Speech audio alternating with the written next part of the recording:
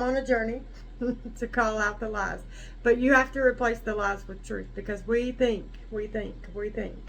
And sometimes what we think is trash, but we own it and we accept it as if it's truth. And so the only way I've ever been successful in combating the lies that I believe is to call them out. I can't call them out in my mind, because what am I going to do? Argue with myself? It happens. It happens. But we're not going to talk about that, because I don't want you to look crazy trying to put into practice anything that I tell you. But, so, we have to call the lies out. We have to call them out, and we have to confront them head on. And today, the lies are, I shouldn't have posted the video that I posted earlier, because I pretty much told people that we have a free license to sin. That is a lie. That is not what I said. I said there is grace and there's forgiveness as we walk through the process, little by little, the Lord delivering us. What we while it may seem like what I said was we have a license to sin, it seemed like that to me. But what I had in actuality, in reality, Lord help me say this clear, is not a license to sin. What I had was a revoked license to condemn myself for the sins I still struggled with.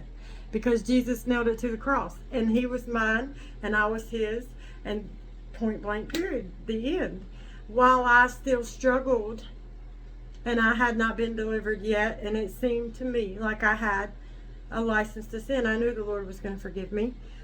Really the truth was, it wasn't a license to sin, because I was tormented every time I wasn't walking in who God called me to be. But little by little, he transformed my way of thinking through his word. And that's what he'll do for you too. We don't have a license to sin. We have a revoked license to condemn ourselves for the things we struggle with. And we have a renewed hope that God is sanctifying and making us new every single day if we've given our heart to Jesus. Do you know Jesus? Because he's the only one that can clean up the mess. He's the only one that can clean up the mess. He's the only one that can tell you the lie. So that you can seek the truth and walk in freedom. We have the freedom, the free will to do whatever we want to do.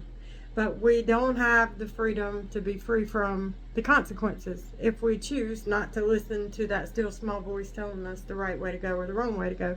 There are consequences, and we all have to live with that. We're not free from any of that. A man or a woman will reap what they sow. We're not free from the consequences of our choice.